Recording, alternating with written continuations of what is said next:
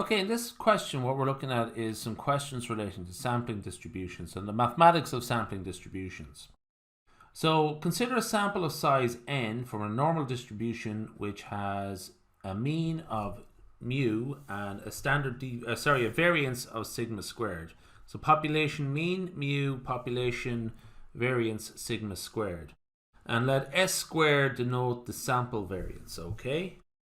Now, state the sampling distribution for, I'm going to call this the test statistic, and it's a very important feature of a lot of these questions there, okay? It's not exactly a test, well, it is a test statistic, but it's more than that, but I'll just call it a test statistic. For n minus 1 times s squared over sigma squared, so specify the sampling distribution for that, and specify an approximate sampling distribution for this expression when n is large, when we have a large sample.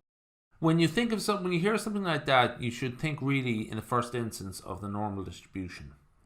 Now, so for n equals 101, calculate an approximate value for the probability that s squared exceeds sigma squared by a factor of more than 10%, which is to say the probability of s squared is greater than sigma squared, or 1.1 sigma squared.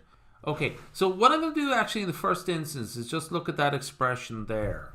This one here, and because we're sort of dealing with this a lot, what we might do there is try and sort of fix it into this sort of format there. So what I'm going to do here is re-express that as sigma squared, or s squared over sigma squared greater than 1.1. But what I'm also going to do here is be a little bit smart. And so rather than express it as 1.1, what I'm going to do there is express it as 110 all over 100. Okay? Now the reason for that is that I can cross multiply both sides by 100. Actually, I'll give you a sneak peek of what I mean by that. So essentially what I can do there is, starting with this expression here, I can re-express it as 100 times s squared all over sigma squared greater than 110. Okay, so really it's just starting out here and try and sort of rearrange it into a format that works with that expression, that test statistic expression, because that's very helpful for us, because we have straightforward definitions that we can use with that test statistic. Okay, so that's actually answering the second question, but we'll just go back to the normal run of things as for the moment. Now, a big part of this is the chi-square distribution. So the chi-square distribution with degrees of freedom nu.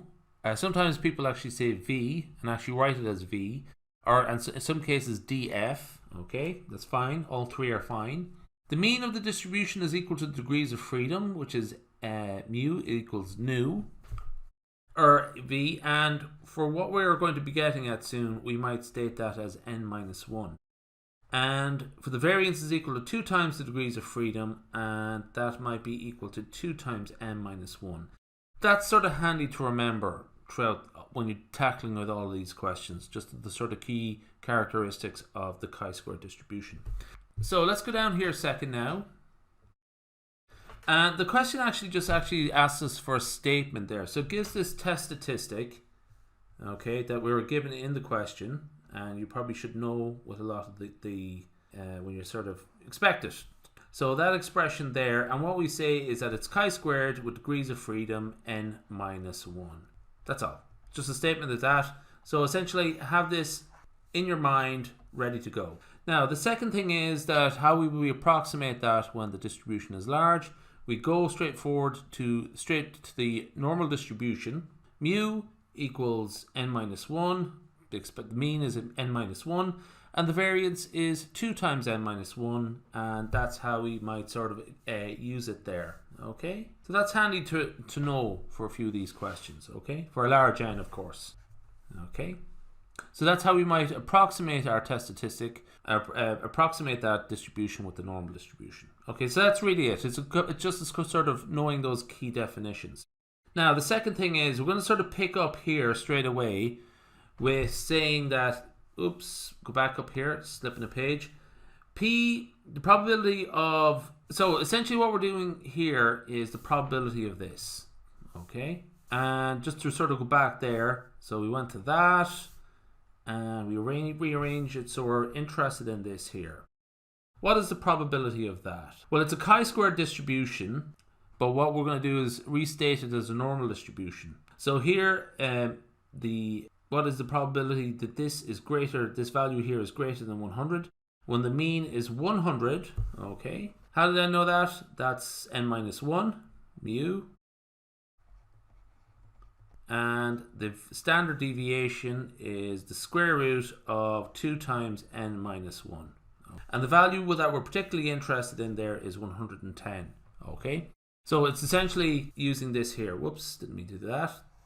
Okay, so this is getting into a normal distribution, and hopefully you should be sort of familiar with this stuff now. Essentially what we do is calculate the z value, 0.707, so the probability of z being greater than 0.07707, okay, is from, you should be familiar with that at this stage. If you're tackling these questions there, it should work out to be 24%. So I'm going to take a pause now and get set up for the second half.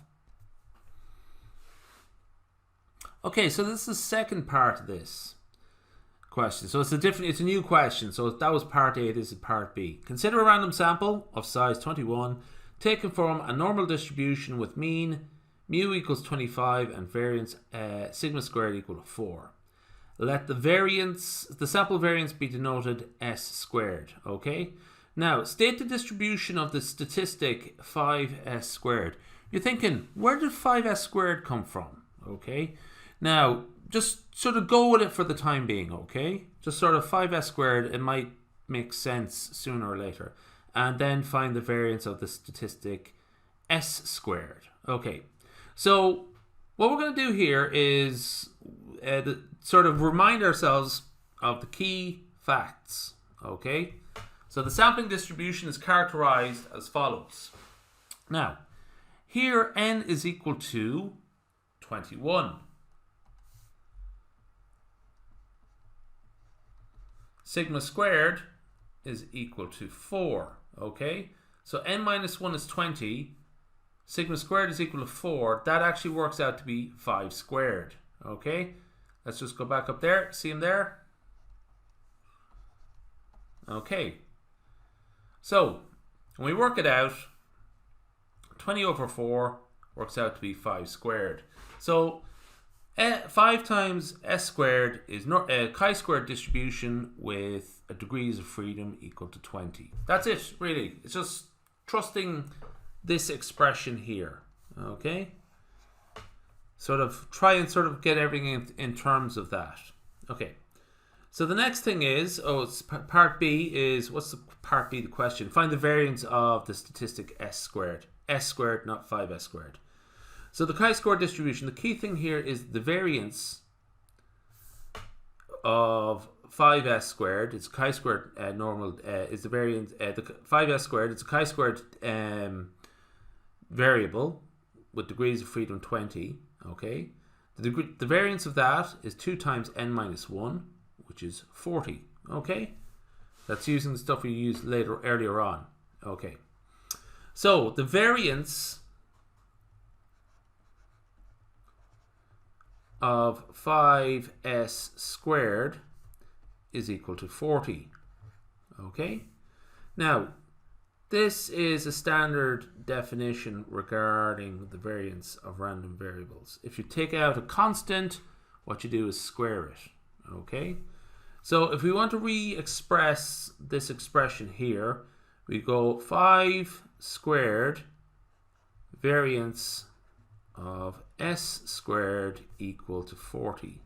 Okay, and working that out, we get, just rearranging that, 5 squared is equal to 25. So essentially rearranging that, we get variance of s squared equals 40 divided by 25. That means it is 1.6. Okay, so that's it done. 2 questions, 2 short questions, and I think we're all ready to finish there now.